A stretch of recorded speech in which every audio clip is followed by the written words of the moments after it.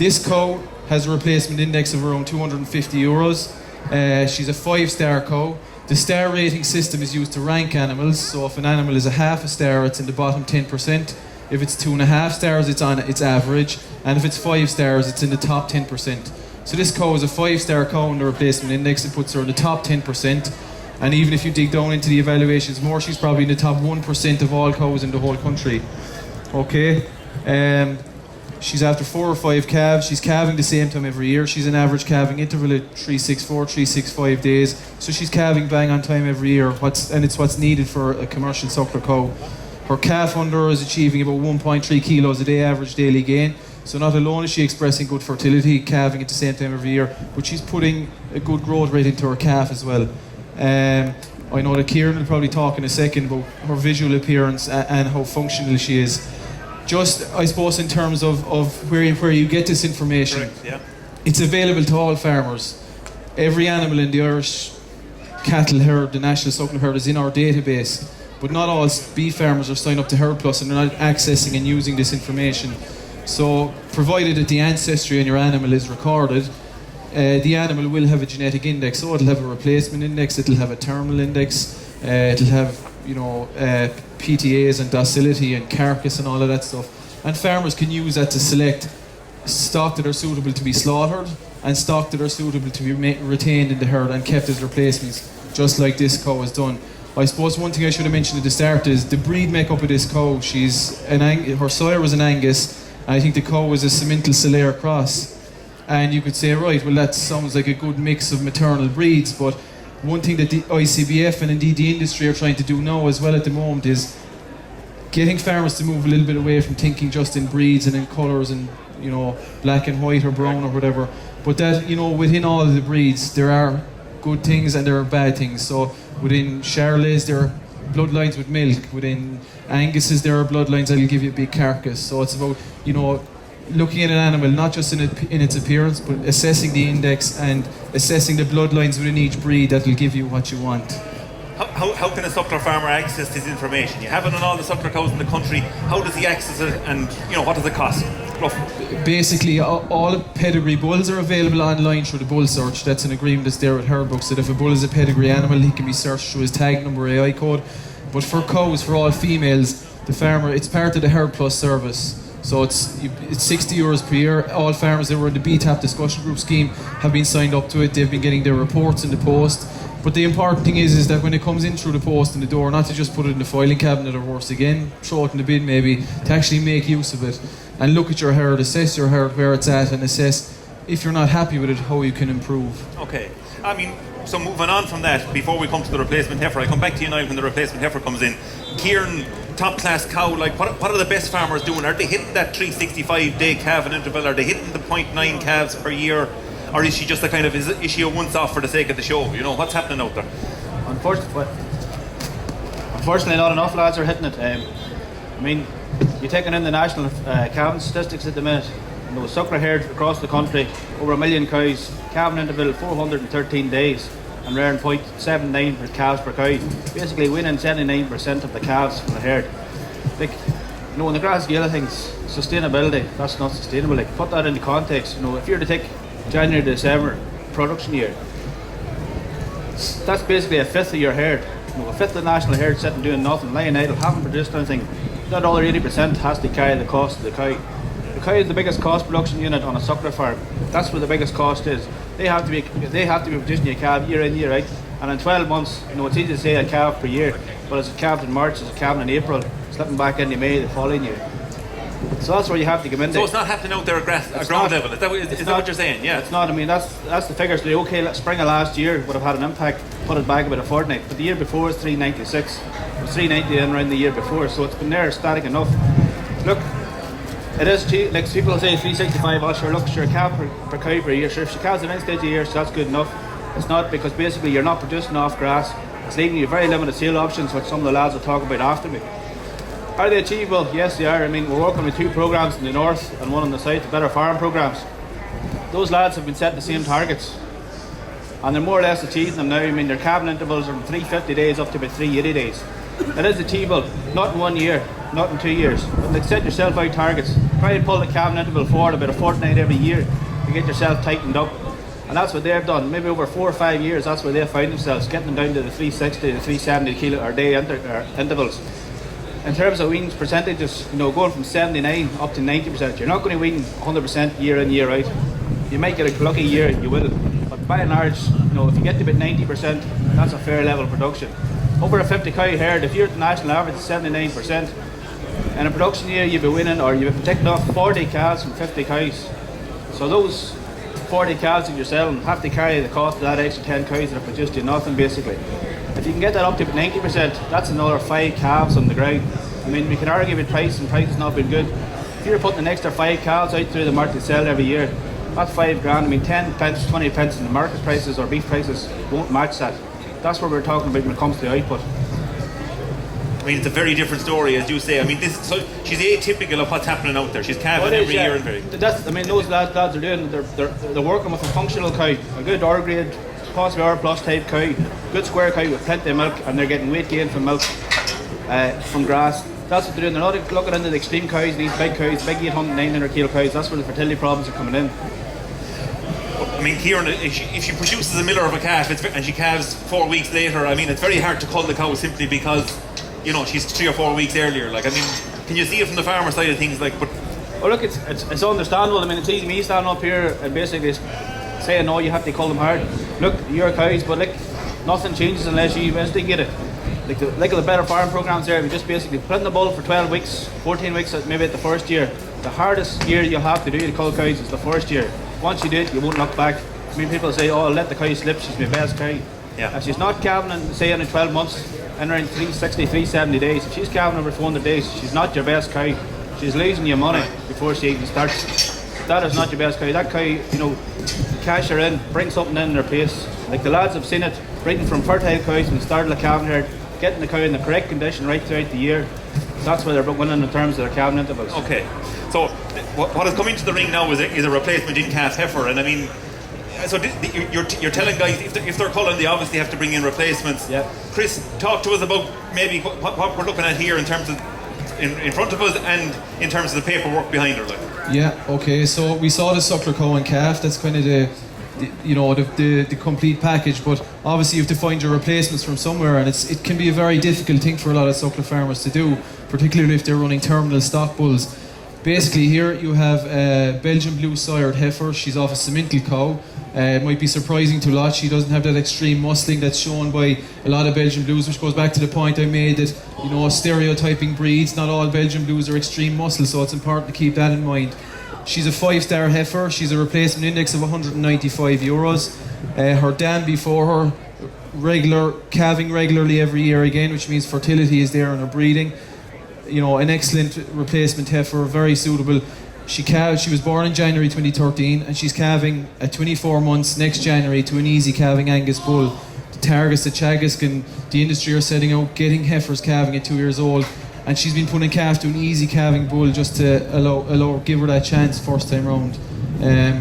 Kieran might want to add a bit on, Kieran, structurally. I mean, she's 24 months of age. Is that happening out at ground level? Are lads calving their suckler replacements at 24 months of age? Same again, not enough lads. I mean, you're talking less than 20%, about 17 or 18%, less than a quarter, less than a fifth of lads are getting calves or heifers calved down for the first time at 24 months. Very few, 25% of. Very few. I mean, that's massive, because you're carrying heifers through the 3-year-old, which a lot of lads think do. It's an extra stock group. I mean, a heifer calving down a 3-year-old, she's 4 before she's anything that you could sell off her. If you're to go through the beef system, she's 5-year-old before you've got the first calf to pay for. That's a serious cost to carry. In terms of calving 20-year-old, 4-year-old, like a lot of lads say, can't be done, stunts the heifer. Yeah. There's a heifer there, she's going to calve 24 months. Yep. 9th of July, she weighed 530 kilos. She's probably touching 580, 590 kilos. So she's pretty big, is she? Is she big? She's plenty of frame, she'll probably continue on. That's the key to it all. Get the heifer developed. The first winter, especially in spring calendar, the first winter is the key period. Bringing in the heifer 300 kilos. There's no point putting the heifer back out the grass in April 330 kilos. You have to keep that heifer moving over the winter, the first winter. They target about 0.75 kilos a day. Get you up to about 370, 380 kilos. You'll hit your breeding targets of 400 and 420 kilos. No problem come April, May next year. You're involved in the Northern Ireland Suckler Beef Programme and the Better Farm Programme. what type of sires are suckler farmers using to put the replacement heifers in calf to? What's happening with the best farmers? What are they using on this type of heifer? Well, the common belief would be, they're going for easy calving sires, but they're not necessarily having to go for traditional breeds. Like a lot of lads say, you have to go with an Angus bull on heifers. They're using what Chris is talking about there, the indexes. They're using bulls that are proving high accuracies on calving traits, not putting the heifer on any undue stress. So she's not basically going to be running out 70, 80 days post-take calving.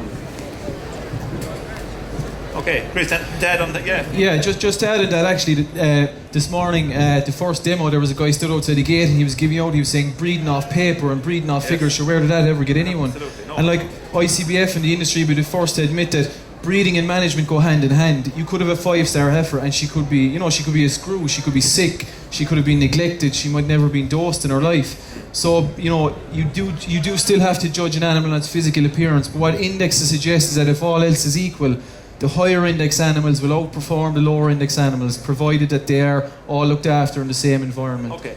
Listen, as you're staying with us, we'll move along and we'll move into the next section of the demo. So we're coming to, I suppose, the male progeny of the Suckler herd. And come on, girl. And Joe Burke, we're going to be joined here by Joe Burke from Board Bia, and Darren Carty from the Journal. And we're essentially going to we're going to start off with the progeny from the Suckler herd. So we've three bulls coming into the ring here. Joe Burke from Board Bia, talk to us about the different animals that are coming in and maybe what markets they're suitable for. Certainly, Jack. I suppose the key determinant really of a system and how successful it is. Looking at the Suckler beef herd anyway, Jack. Certainly, as the lads pointed out, you need a fertile herd straight away. Anyway, that's the key determinant. And then the second one is going to be based on your calf quality, your output from your farm. Depending on your breeding strategy, you may be going for a more intensive system, or you may be trying to produce something that you're trying to maximise what you're growing on your own farm. You're trying to maximise use of grass within your own farm. Some farmers will be finishing, and some farmers will be selling the stock either as weanlings or as stores. And we're looking at three slightly different, I suppose, different types of weanlings, even though they're around the same age. But the first one maybe to highlight, they're around 10 or 11 months, Jack. And first one maybe that we might just give a bit of a comment on would be this big Charolais weanling here. Very well bred young animal there. He's only 11 months, and you can see there how strong he is, how forward he is. The reason maybe that he's so strong and he's been well looked after is partly down to his breeding as well as down to his management, is that the ideal market for him, he's been geared towards an under 16-month bull production system. So regardless of whether the farmer that bred him sold him on as a weanling in the ring and the next fella bought him and brought it is going to bring him through and finish him, or maybe even the farmer that bred him may indeed choose to keep him and feed him on all the way through himself, that's the ideal animal for that market. Because you need a fast-growing animal, obviously, in order to be able to slaughter him at a good weight at under 16 months of age. It's a requirement, especially in the UK market, that if an animal is to be slaughtered as a young bull, that it has to be under 16 months. And that has become a bit more popular in the last few years. Before then, it was more acceptable to be killing bulls at 18, 19, 20 months. There's still some limited markets for those animals, but it's not as prevalent and they're not as valuable relative to, I suppose, steers and heifers in comparison with the under 16 would be. Looking at that bull, and we'll just turn him around a small little bit. Anyone hazard a guess as to what weight that bull is there, lads? So he's 10, 11 months of age, you're saying? Yeah. The big Charlie, lads, what weight? 540. Is he Charlie? He's a Charlie. He's a Charlie, isn't he? Yeah. You're not far off now at 540. Yeah. He's 540. Actually another small little bit. He's actually 559 kilos, or that's what he weighed there last week. So he's an exceptional weight for age bull altogether. And while obviously he's an exceptional one, and regardless of how well you do your herd, you're not going to have them all as good as him. We're all going to have good ones, and we're going to have slightly lesser quality ones. But for a farmer, producing for that type of market, Jack, that's a huge output from a Suckler cow for the year to producing a calf under a year old at over 550 kilos weight. He's going to have no problem being fed on for another 4 months or thereabouts and be slaughtered under 16 months of age. And what weight will he achieve then? What carcass weight or what live weight? The target carcass weight would be around 400 kilos carcass weight. So he's going to be 680, 700 kilos when he's being slaughtered, and he'll kill 400, even up to 420 kilos carcass weight at that age even, which is exceptional. But the reason as well too that animal is so suitable is that he's not one of these real muscly, really tight bits of bulls that is going to get it hard to finish and get it hard to get the fat cover on him. He's already starting to have a nice cover along his flank and along his top line there where the valuable cuts are. That's where the strip line and the rib and the fillet are. And he's well developed there. He's good muscle. He's going to have no problem grading into a U grade of a conformation and to get that fat cover a 3. Okay. So, he's ticking the boxes in terms of output, Jack, and in terms of value from that Suckler cow base. Next animal then that I'm going to talk about is this black animal here. Again, he's typical of what are being produced from an awful lot of the Suckler herds and what a lot of maybe the buyers here who are used to going into a weanling sale and maybe buying a weanling to bring home and to produce beef out of. A lovely animal. He's a great frame of an animal. He's a grand old, skeleton about him. He's tall. He's got, plenty of size in him there. He's weighing at the moment 370 kilos, Jack. Roughly same age? Roughly the same age. He's around November born. Okay. He'd obviously be a lot happier now if he was at home, but he's a lovely type of a bull if you were going to be going down, for example, our steer beef production system. So for a weanling producer to go out to the mart and buy one like him and castrate him and then slaughter him around 2 years of age. So there'd be a lot less meal input in comparison to the very intensive under 16-month bull production system, but he'd be perfect for that. You could slaughter him there, and again, he wouldn't be far off the 400 kilos if he was done well. 400 kilos of carcass at around 2 years of age. He's not going to make the 16 month. He's not going to make the 16 month. Definitely market, not. no. Definitely not. Because too light now weight for age wise, you'd be just saying he's a bit too light, and you have plenty of customers inside in the market that would buy him either to squeeze him, as you said, and go down the route of doing a 2-year-old steer production system, selling them as a bullock there in the spring, in February or March, 12 months. He'd be perfect for that. Okay. Again, he'd be an R plus in conformation, maybe even a U grade in conformation. And the big advantage of cattle from the Suckler herd over and above the dairy bred progeny that we're going to be looking at in a minute is that they're going to have superior conformation. They're going to have better meat yield as well too. Their growth rate is going to be better. And on average, when that beef is sold from those carcasses as well too, it tends to sell to customers that appreciate that bit better shape as well too. It has a higher lean meat yield. The shape and the overall depth of the cuts of meat as well too is that bit superior in comparison to cattle from the dairy herd. So they are more valuable already. Okay. Talk about the other animals. So that the other of the trio is this red limousine here that's here behind us. Exactly, yeah. I suppose the other customer as well too that we have to keep in mind if we're producing weanlings and bringing them to a weanling sale, Jack, the top end of those weanlings on average tend to be bought by live export buyers. Right. So when you say the top end, is this part of the top end? It would be. Yeah. Like, this is a good limousine bull. Yeah. He's going to have no problem at all to get into a U grade because he's got this good hind quarter, good back end in terms of conformation, good shoulder as well too. He's not exceptionally well developed in that, he's never going to be an E grade, but he's going to have no problem at all to get into a U as a young bull.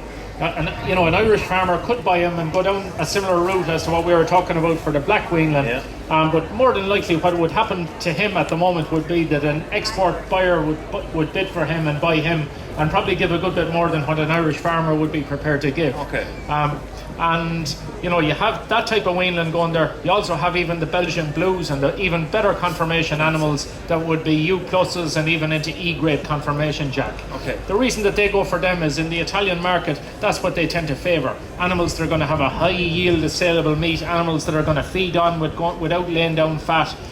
They tend to be very intensive feeders. And the advantage that they have this year is that their meal prices after coming back by 30 or 40% in comparison to last year. So they're a bit stronger in the market. So far, live exports to Italy at the moment are up by about 35% in comparison to last year. Big difference, like 35%. It is, yeah. And farmers that are producing for that market are getting the benefits of that. On average, you have types of animals, good quality limousine bulls like that are very good, even blonde Aquitaine or Partenay cattle making 250 up to 270 a kilo, and even some of the good blues making up to €3 a kilo. But are we talking about the very top end? You said, I don't know, how many going up for the Italian job, what kind of numbers, and is there much more outside of the Italian job? A few years ago, exports to Italy would have gone up to about 70,000 exports from Ireland to Italy. Okay. So, this year is going to probably be more similar, like 45,000 cattle going to Italy. Out of the total output of what? A million weanlings, or 900,000 weanlings. Yeah. Okay. So, it's a niche market, but there is scope there for us to increase it further, because on average every year Italy imports about 1.2 million cattle. So we could have a bigger share of that if we had more of the stock suitable for it. Right. Yeah.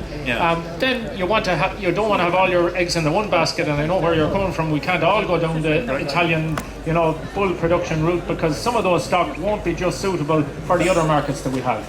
But if it's done well, it's something that can return a good margin for Suckler farmers, Jack. Okay. So we've gone through the 3 different animals, as you say, different in shape, different in size, different weight for age. A farmer needs to look at what stock he has at home. Is that the message kind of we'll say when he? In order to maximise the sale value, I suppose, even looking at any of the stock, and a farmer who, for example, normally might be used to selling his stock as Waynelands, or vice versa, might be used to keeping them through and selling them as stores the following winter.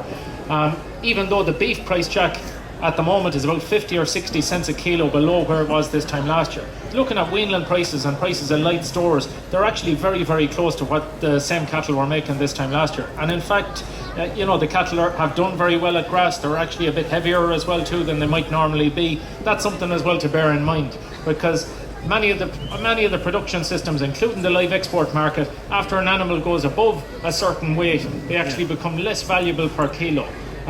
Really, the Italian market only wants cattle up to about 420, 430 kilos. Similarly, if you're selling Waynelands and they're most suitable towards castrating and going down a bullock production system, most farmers won't buy a strong bull over about 400 kilos to castrate him. So, selling Waynelands around the 400, 420 kilos is about the best weight, unless you're going for this exceptionally heavy guy for a specialist feeder who's going to kill him under 16 months. Well, I'll take that as the cue maybe to move into Darren, and we'll come back to you, Joe, when the dairy bred animals come into the ring.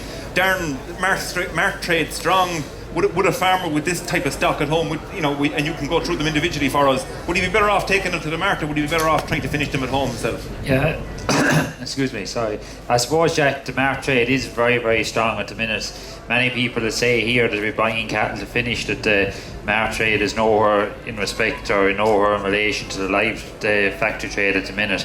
But look at the answer to making money isn't cheaper stores, so that's not going to be the answer. I suppose if you're looking at if we take the Shirley bull here first, there's a more sort of specialised bull beef finishers buying in the last 10 days, maybe to 2 weeks, the last 2 to 3 weeks. What they're sort of seeing this year is that with concentrated prices coming back, they can take an animal like this. They have the ways, I suppose, of buying meal a good bit more economical.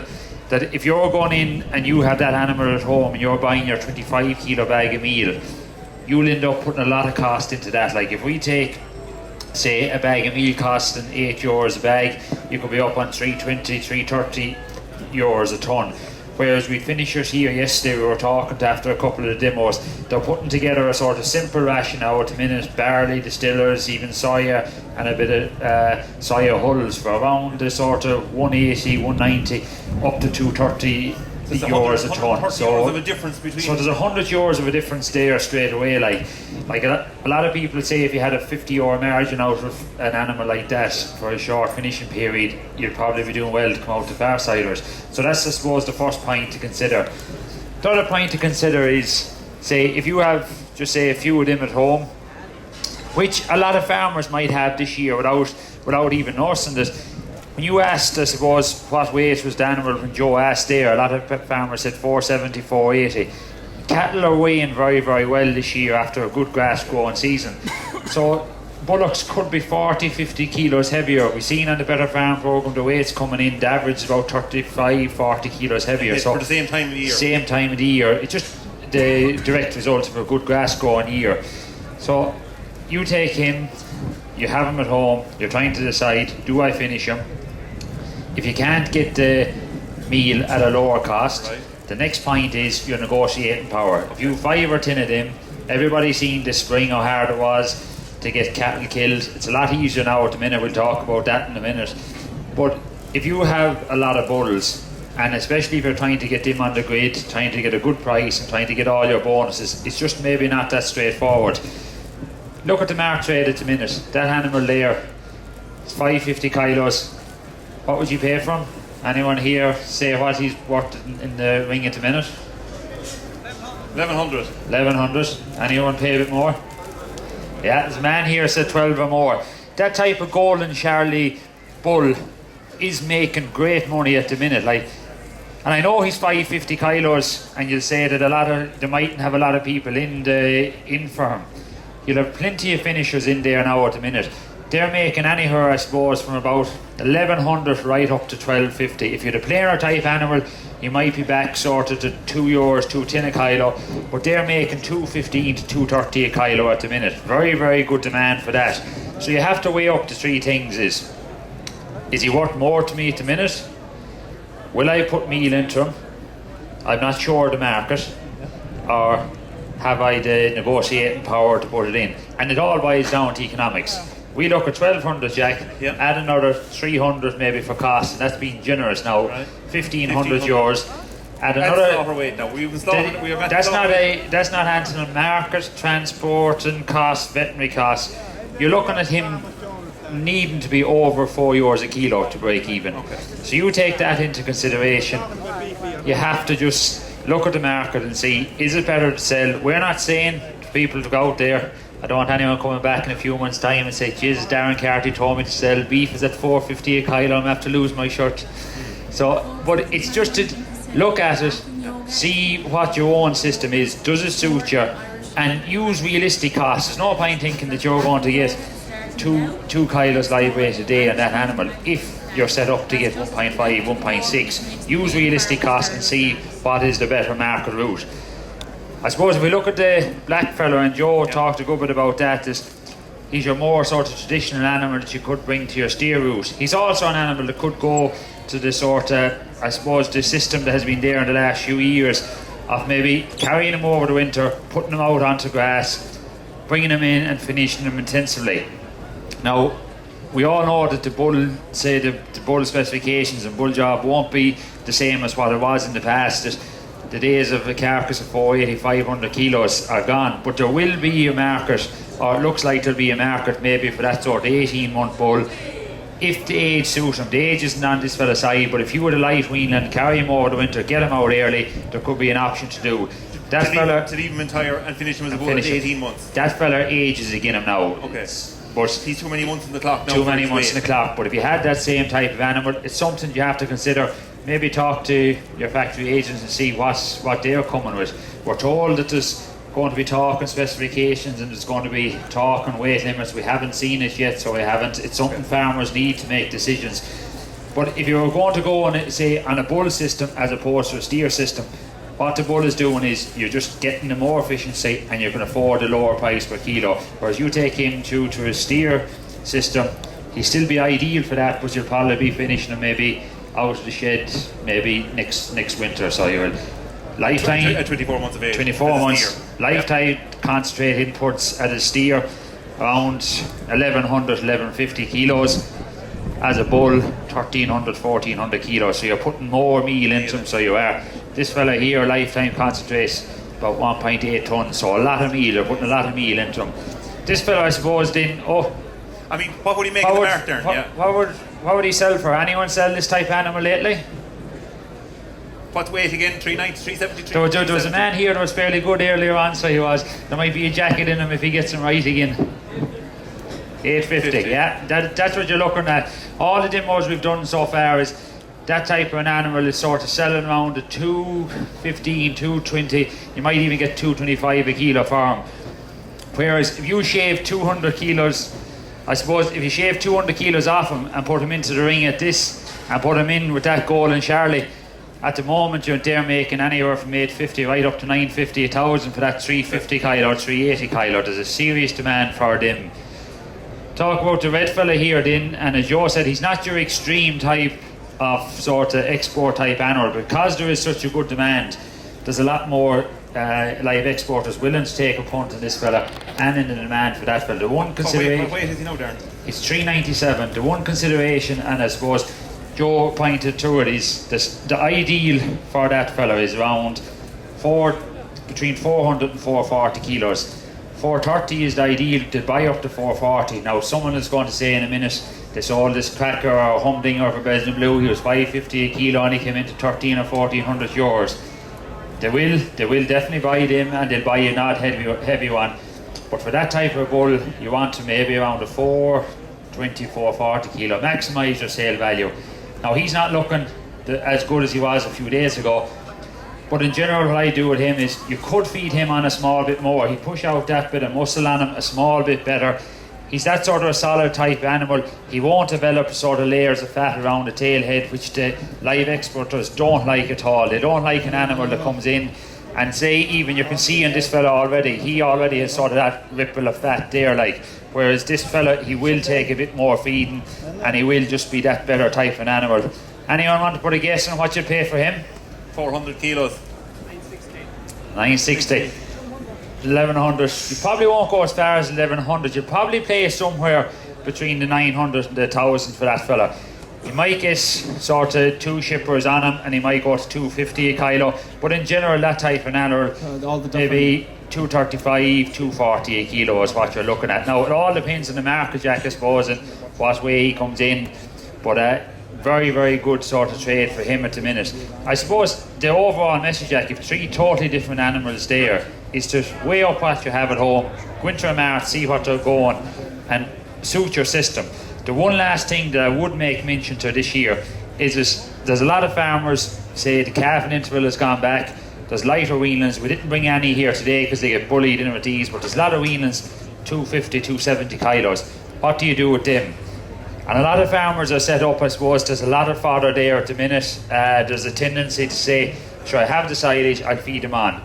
Just be wary if you're in a suckler system and your silage is in good quality, that your animals might not do that well over the winter. Teagasc have done a good few trials, so they have, and they did a trial there about 18 months ago on 18 farms over the winter period in the southeast.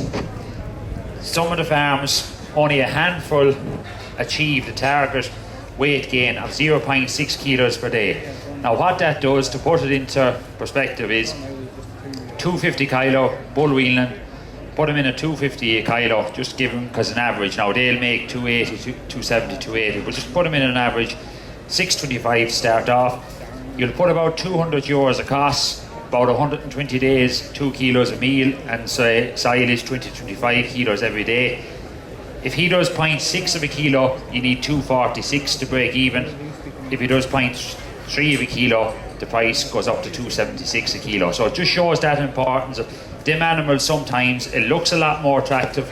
Keep them on, feed them, but do your homework first. If it suits, they might be okay to keep, but just test your silage, feed them, and then if it doesn't suit, you don't have the system, they might be as well off. Take advantage of a good mart trade and maybe move them on. Okay. Right, let's move on then. So from that's the progeny of the male progeny of the suckler herd and the female progeny. We're moving into the dairy herd. So I mean, these are beef progeny from the dairy herd, Joe. Explain what's in front of us here and typically what markets they're aiming for. Yeah, looking at 2 very good examples of stock out of the dairy herd, Jack. They're probably coming from both of them from a British Friesian, more of a British Friesian type background than a Holstein, because you have a British Friesian type bullock here. He's extremely good for his age, you know, he's about 490 kilos, good solid bullock. Annie there having a look at him, as you can see, he's a nice roundy type of a bullock. He's carrying a little bit of flesh there already, so it won't be too hard at all to finish him now this winter. And at 490 kilos, his weight gain for age has been exceptional, Jack. About a year and a half old. Year and a half old. On a lot of farms, guys will be saying here as well, Friesians at home, and they're more, you know, straight down like this, and they're more narrow. And longer and taller. Like more angular kind of a shoulder, and their line wouldn't be as wide as that. It's much more up in the air and this kind of thing. And listen, you know, that is a very good quality bullock, or he's a very good quality British Friesian type of a bullock. It's a pity we don't have more like him, because he'd be suitable for an awful lot of the customers that we're selling beef to, including not just the manufacturing customers like McDonald's, but a lot of the retailers as well too. He would actually fit an awful lot of the specifications of a lot of the customers, even though he's from a dairy background. I know some of the plainer ones won't. But you know, he'd be a very good quality bullock to finish now next January or February out of the shed, and you know, he'd be of a suitable carcass weight then for most of the customers at between 330 and 350 kilos carcass weight. The Hereford bullock then is a very good quality bullock. He's obviously a Hereford cross out of a Friesian background. He's a bit lighter. He's around 440 kilos. You know, lovely bullock as well.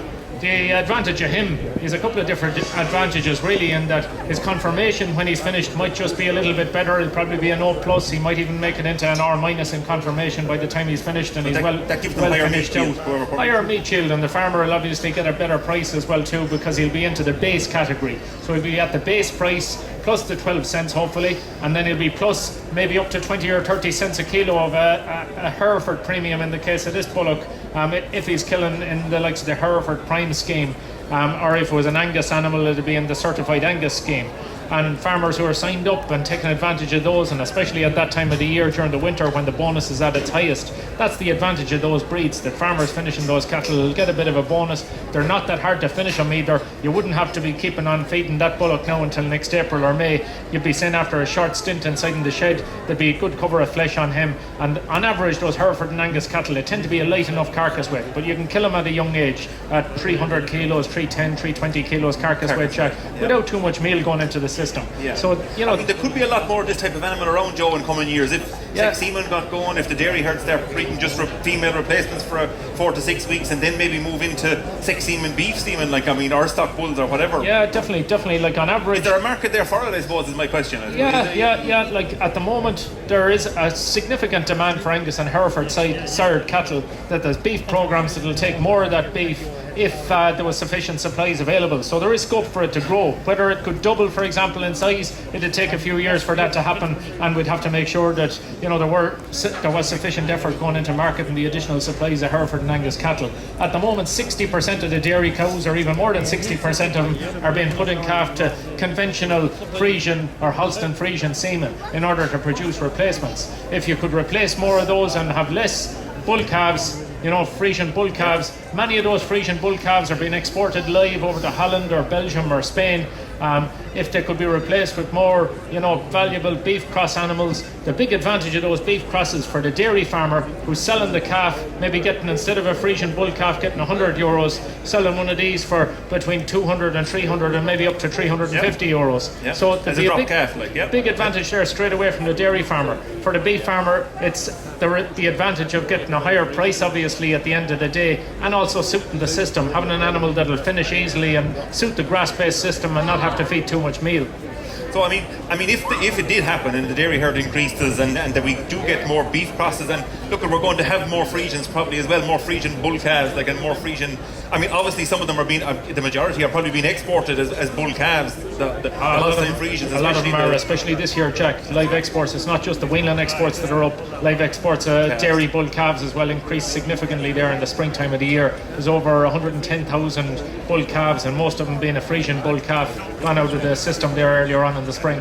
Okay, well, what I'm getting at is that there is room, but as you say, it mightn't happen in a year for more type of stock, for more of this type of stock from the dairy herd. There is definitely. Like at the moment, the main cuts again that you're selling at a premium as Angus or as Hereford are the strip loin and the rib of the animal, and the fillet then as well too in under. You have the rump as well too. They're the kind of 4 cuts that you'll get the premium on. You'll sell them no problem at all as Angus branded or Hereford branded.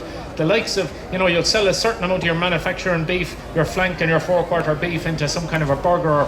There isn't that much of an additional demand for some of those other products. You'd probably sell about 15% of the carcass at a bonus, and the rest of it is still very suitable for a lot of your customers, but they're not maybe going to give you the full price premium on it that you'd expect for Angus or Hereford beef. Okay. But there is scope for it to grow further, definitely.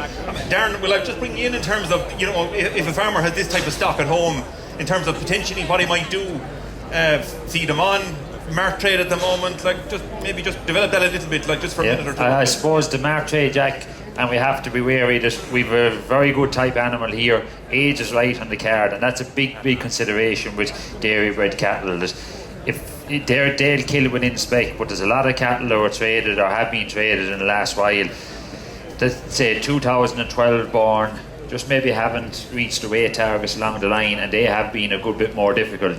They've been a harder trade, 140, 150 a kilo. There's actually a good demand for them at the minute, and you're looking at the upper end there. But there's, say, the rise in store trade has increased demand for Everton. Like, talk to me money. You're talking region here, 500 kilos. You're talking, Jack, I suppose. Like, he's a very, very good bullock. age is on his side. There's going to be a lot of lads that'll take a chance on him, anywhere from 155 to 165 a kilo. Some fellas that get stuck on him. Into do something quickly for me. Sure, he's 500 kilos, he's going to come into 800, 850. Yeah, surely. Yeah. On the opposite side, the Hereford, the same way as the Angus, the premiums are driving the trade for them. He could make about 192 euros a kilo. He'll make it probably anywhere 440, 800, 880, 800, yeah, 900 euros. because the premiums are making it. And I suppose the one thing to maybe remember and even go back a year is that the day you're buying him, don't give the premium away. We don't want to be giving dairy farmers any bit of premium before it's gone, so you don't. It's hard enough to keep it for the beef lads. We've too much. Like, but in terms of for a finisher to make a profit on him, like he pays 900 now in the ring. What's he going to put into him between now and slaughter? We were going to slaughter this 3-4 months. This fella is a bit behind. He'd probably be well after Christmas before you finish it. Yeah. If you had an animal now that was a bit more forward, with the grass that's there, could get a bit of meal into him, maybe build him up to 4 to 6 kilos of meal a day. You'll get him away with sort of 500 kilos. That'd be your ideal at the minute, is to try and get this type of animal over second winter.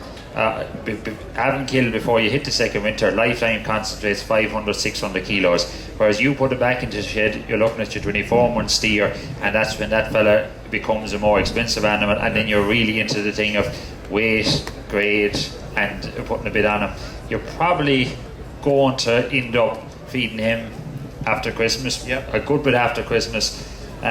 Anyone here like to put a guess on when they'd feed him to? Would anyone put him in sooner and try and get him out this side of Christmas? No. I think everyone is shaking their head, Jack. I don't think he's just a bit light. He's just a bit light. And see, the beauty about that fellow is he has the frame to carry it. Okay. He'll bring it on. So you're probably looking at sort of silage, 4 to 6 kilos of meal, and finishing maybe next February, March. Okay, listen, we'll rock on because we're moving along in time. We're going to get the sheep in next. I mean, essentially, just while we're on the dairy herd, there's a cow in the back there. She's a bit camera shy. We're not going to bring her out into the front ring, but she's bred and owned by Brendan O'Connor down there in Cashel in South Tipperary. She's that tag. You can see her details there on the board. Tag number 749, Castle Lake Katie. She's an example of a high EBI dairy cow. Okay, she's 233 EBI, so that puts her into the top 5% of dairy cows in the country. Why is she a top dairy cow on EBI, and we're ranking her on EBI is essentially because she's producing the milk solids. She's producing over 500 kilos of milk solids in the year, and she's calving every year in February and March. It's as simple as that. That's what the dairy herd is made up of. That's what's going to happen and continue to happen post quotas, is that you're going to have cows calving in February and March, but they have to produce the milk solids because that's what the market wants. Fat and protein is what the processors want. They don't want the water that carries the fat and protein. They want high solids, high fat and protein, because they're making cheese, butter and powder, and it's being exported out of Ireland. So if they can get good solids from their cows, that's what it wants, and that's what will drive the EBI higher, and that's what will make more profit for the dairy farm. So she's a black and white cow. She can be all black, she can be red and white. As long as she has high EBI, it'll allow you to, it'll see that you get better milk solids from her, and she'll calve. She'll have better fertility. She'll calve February and March. You can see the details belonging to that cow. So look at it. I mean, that's a simple message from the dairy herd, and it's going to change post quotas to a certain extent. But there might be more feed coming in. But I mean, the message is that if you have a land base, you need to maximise the use of that land base, and if you can grow the grass on it and convert it and use the cow to convert it into high protein, that's the best use of that grass. And with as little as input as possible, it'll keep the cost down and make more profit for you.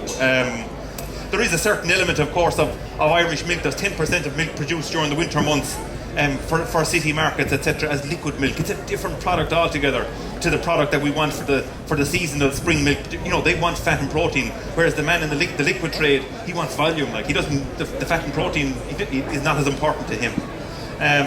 Okay, listen, we're rocking on in time. I'll still be here, and if there are any questions afterwards, and you'll be able to get in around the cow and see it.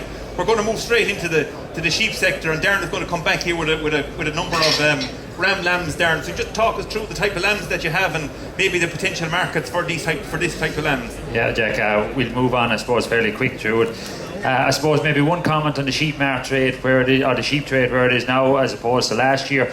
We're roughly maybe 10 to 15 cents a kilo behind. Basically what that is from is it's been a good year. There's a lot more lambs being killed. There's a kill last week again of over 65,000, but it's not just the Irish kill that's doing it. It's the kill in the UK. It's the kill there's a very, very big kill in England. Lambs are starting to come now fairly fast from Scotland and Wales. They've had very, very good thriving conditions, and there's also more lambs in the ground. So it's just putting a bit of pressure on the trade, both in here and in the main export market, France. Okay, talk about the lambs that's in front of us here. What we're doing here is just showing, I suppose, the few different types of markets, and the first one here that we'll talk about is maybe this Suffolk lamb here with the blue on the back of his head. Factory lamb. Anyone want to put a guess on what weight he is? 45. He's actually weighing well. He mightn't look it there, but he's actually just around the 50 kilo mark. He's a solid enough lamb. You did, No. Everyone was saying 45, and you were saying 55. Well, I put him up in the scales at home, Jack, so I suppose that's the scale aside. Unless my scales is wrong. I'm throwing you down. He's 55. He's 50 kilos. The point we're making with him is this: if the factory trade is at 4.30 a kilo at the minute, you want to select your lambs on weight and on flesh cover to try and maximise your sale value. But a 50 kilo lamb in a 45% kill out should be around the 22 kilos dead weight. That's where you want to be. Most factories are paying for that, whereas at the minute up to 22, no more up than to 22. There is some factories you might get a deal up to 22.5 kilos, but then you're back in price, so you are. So you want to try and maximise your sale value with that lad, and also get them going. If fellas are operating very high stocking rates, they're going to be moving them a bit quicker, and they're going to be sort of moving them 20-21 kilos. But if you have grass and you have lambs there and the market is a bit slow, maybe you can let them in and you can maximise your sale value. Okay. The good Charlie lamb here with the red in the back of his neck is ideal for your butcher type market. They like a sort of better type lamb, better quality. He's a U grade lamb. Can probably feed into a bit more weight if you wanted to. What the butchers are looking for is carcass weight 19 to 22 kilos. They kill up to 23, 24, but ideally sort of 19 to 22. At this time of the year, 22, 23 kilos is what they want. What weight is that lamb? That lamb is 50 kilos as well. Yeah, that lamb is 50 kilos there. And in terms of the butcher trade, is there much more left in him, or will he go with that? There probably is a small bit more left in him, Jack, in that he's that sort of lamb that'll take without going over fat. He'll take a bit more feeding. If it was your lamb, you just want to watch about going over fat, so you do. If we move on, I suppose, to this lamb here, and this lamb is privileged in that it's not next week. If it was here next week, he'd probably be hanging in some freezer, maybe in North Africa or somewhere in the Germany or Belgium. He's ideal for the live export trade for the Muslim market, and there's a very, very good demand at them for the minute. There's a festival next week, Eid al-Adha, and everyone talks about, I suppose, Ramadan, and the Ramadan festival has been poor enough this year, basically because there's been a lot of civil unrest in the North African markets, and also the market comes forward 2 weeks every year, and it just hit a holiday period.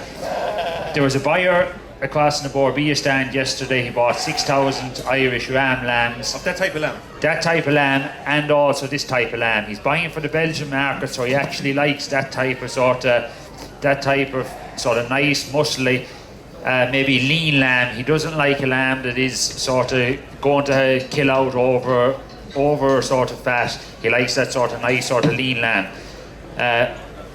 But his message was, if anyone has the ram lambs in the live market or has them suitable type lambs, go before the end of the week, because he'll be stopped buying them by the weekend, so he will. The festival's on the 4th and 5th. They need to get them moved in the next week. Okay. Last lamb here is a horny here, 31 kilos. Anyone want to say what they pay for him? Would you give 50 or something? I suppose the light lamb trade has been very up and down the last few years. Similar to Ireland having a lot of financial difficulties, the main market for these was a traditional light lamb of a carcass weight between 9 and 14 kilos. And where was that?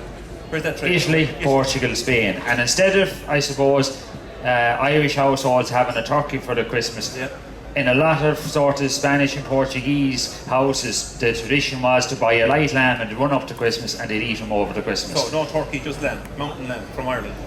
Well, they used to have mountain lamb from Ireland and their own lamb, but they had a deficit of lamb.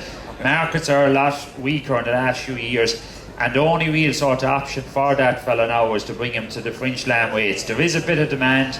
Kildare children have a bit of demand at the minute. They're buying lambs down to 13 kilos, but it's a very, very niche market. That lamb, I suppose he's fortunate this year. There's lots of grass there. Store lamb buyers got a good return last year, and they're buying them at the minute anywhere from sort of 130, 140 a kilo. Right, that's the ram lambs. That's the ram lambs, yeah. Okay, we'll move on very quickly with a few your lambs there. Yeah.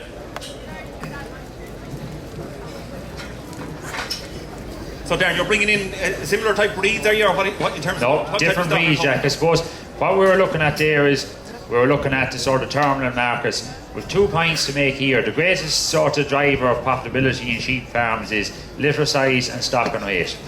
And it's, I suppose, maybe the same way you're talking about the cows, breeding cows for a certain job, this is also the same message, and it's sort of selecting a your breed or your type that'll do a job for you. And we can go over to our sort of start off with a high litter size yours. We've a Belclare cross lamb here, and we have a mule lamb here. Belclare is the purple with the red dot. Belclare is a purple white face. Mule lamb is the very characteristic one here. With the mule, you'll wean 1.6, 1.7 lambs per ewe. Belclare, you go a bit higher. If you go to the extreme and sort of go 3/4 bred Belclare, you probably will breed about wean 1.8. Okay. Now the one sort of thing you have to. Is there a problem weaning more lambs, Darren? Like, I mean, she's more lambs, you're more output. More lambs, more output, more for sale. Yeah. The one, I suppose, thing that you do have to take into account with the Belclare cross or the Clin cross is that more lambs need a better setup. You will have to deal with more, say, pet lambs, and you do need maybe more lambing pins. More work involved in it. Just might not suit every system, but is an absolute gym if you want to increase your prolificity and you want to increase output. We've a Suffolk lamb here, and we've a Suffolk Chevy across, and I suppose the message with them is, if we think back to this time last year with very favourable grass growth, ideal conditions for breeding, and it translated into an increase in output this year. By doing that, and even with these breeds, there's a lot of breeds that farmers have that they aren't getting the most out. The national average is only 1.3 lambs per ewe. If you have the right feeding, the right nutrition and the right management, you can wean 1.5, 1.6 lambs with that type of ewe. So wean 1.5 off the Suffolk Chevy across. So obviously she's lambing down at 1.6, 1.7, isn't it? 1.7, maybe 1.75. There's some farmers getting scanning 1.8 with that, but the management is good. Feeding before they go to the ram and after they go to the ram is good. Okay. Our last lamb here then, I suppose, is a Scotch lamb.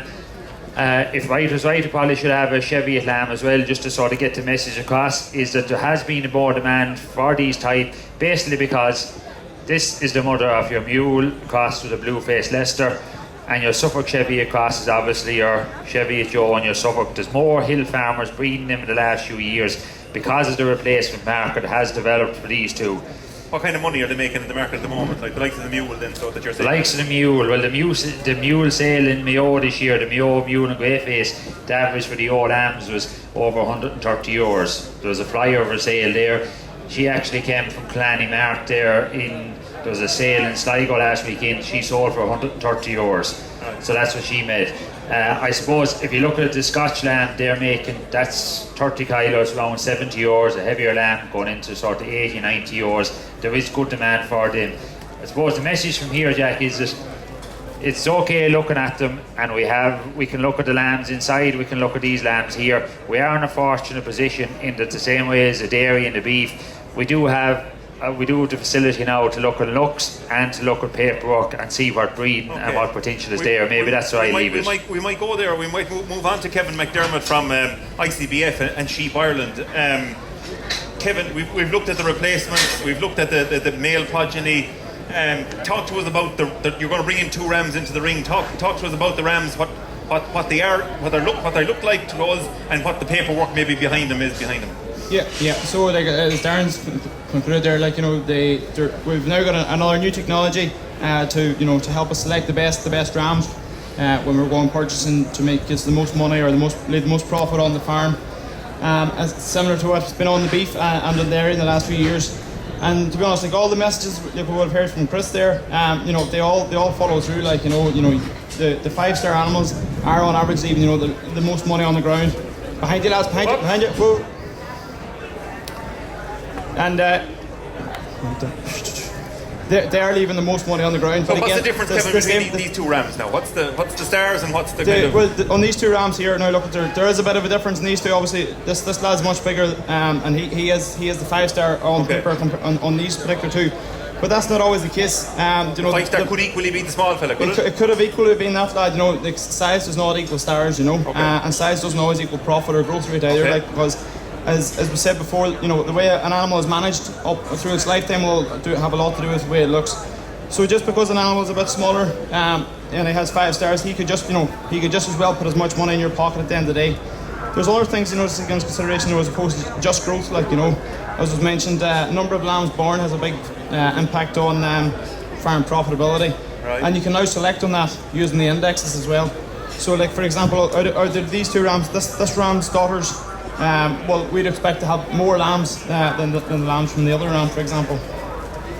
Maybe just based on what you know from... Based on what we know from them pedigrees and those bloodlines. Okay. And we're finding big differences in the number of lambs born, and on the days they slaughter, for example, in these two, you can see on the board up behind, we'd expect to be over 10 days of a difference in the average finishing period of the progeny of these two rams. 10 days, now it doesn't sound too much. Is that a big issue, the fact that the lambs can come to slaughter 10 days?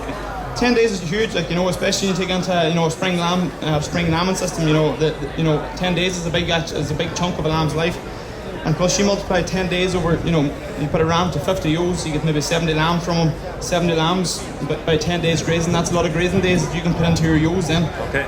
To help get them into better condition.